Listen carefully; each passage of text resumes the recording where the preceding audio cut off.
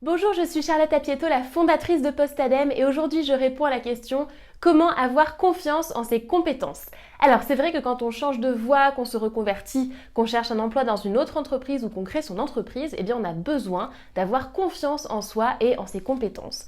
Or très souvent quand on a envie de changer de voie, c'est parce qu'on ne se sent pas très bien dans son job et parfois ça peut être le cas où on a perdu confiance ou alors on peut avoir un sentiment d'échec par rapport à son poste actuel. Du coup, c'est important de renouer avec cette confiance vis-à-vis de ses compétences.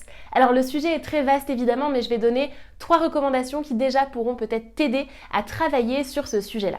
Alors la toute première chose à faire, c'est à faire un bilan de tes expériences professionnelles, un bilan positif. Moi, l'exercice que j'aime donner et du coup que je te recommande maintenant, c'est de faire un tableau où tu vas lister tes différentes expériences professionnelles. Et pour chacune de tes expériences professionnelles, tu vas te noter l'entreprise dans laquelle tu l'as réalisée, en tout cas l'organisation dans laquelle ça s'est fait, et tu vas noter la mission principale de ce poste.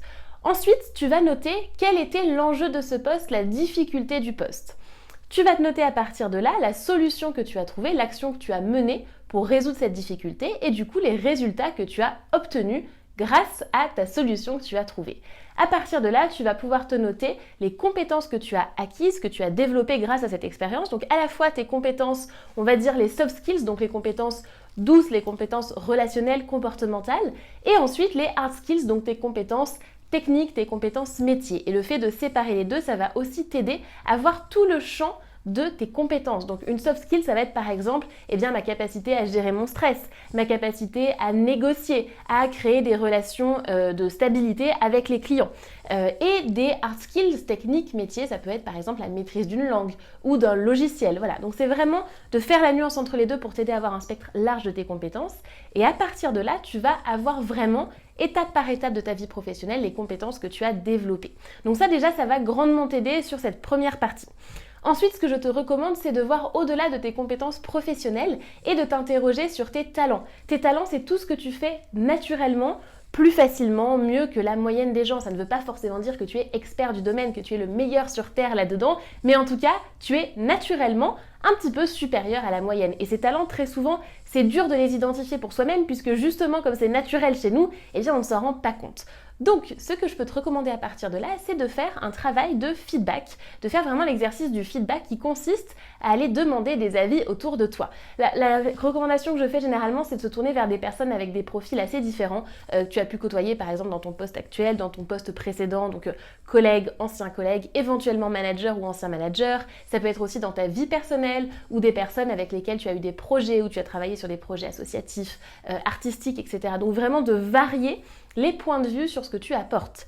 Et ces personnes-là, tu vas leur demander, selon toi, quelles sont mes compétences, quels sont mes talents spécifiques, donc pour toi, qu'est-ce que je fais mieux ou particulièrement bien par rapport à la moyenne, et sur quoi tu me demanderais de l'aide ou des conseils. Et ces questions-là, elles sont vraiment extrêmement enrichissantes, et d'ailleurs, je te recommande de leur demander plutôt par écrit. Alors, tu peux les briefer par téléphone ou en vrai, mais d'avoir leur réponse par écrit pour avoir une trace qui reste. Voilà, donc cet exercice du feedback en complément de ton bilan sur tes expériences professionnelles passées, ça va grandement t'aider déjà à avoir une vision objective, la plus objective possible, des compétences que tu peux mobiliser. Ensuite, à partir de là, une fois que tu as fait le bilan sur ces compétences et ces talents, moi je te recommande vraiment d'aller les éprouver sur le terrain. Parce que très souvent, on a beau nous dire oui, mais toi tu sais faire ça, ton manager peut te faire des compliments.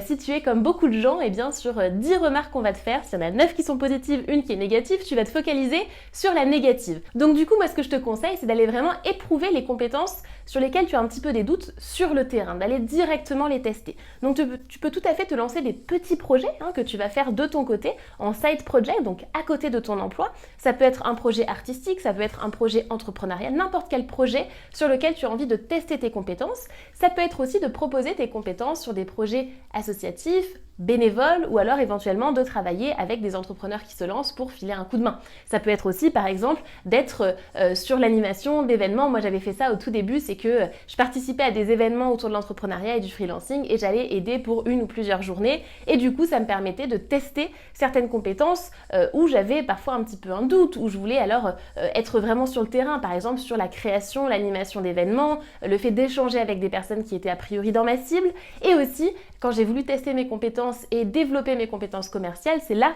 que j'ai cherché un job vraiment de business developer, de commercial. L'objectif, c'était d'aller voir sur le terrain ce que ça donnait. Et si jamais ce n'était pas à la hauteur de mes espérances, eh bien, au pire, j'allais pouvoir faire autre chose après ou alors capitaliser sur ces nouvelles compétences que j'avais développées. Donc vraiment, ma recommandation, c'est prendre confiance en faisant un bilan, aller demander du feedback et ensuite aller éprouver tes compétences sur le terrain de la manière qui te semble la plus appropriée pour toi. L'objectif, c'est que ça te sorte de ta zone de confort, mais ça ne veut pas forcément dire que tu dois non plus souffrir pour ça, hein. L'objectif, c'est d'être vraiment en accord avec toi-même et au maximum de te respecter et de faire ça dans la bienveillance vis-à-vis de toi-même. Et évidemment, tu es le bienvenu dans la communauté Postadem pour en discuter, pour partager tes doutes, tes interrogations. Évidemment, dans le groupe privé, on peut en discuter.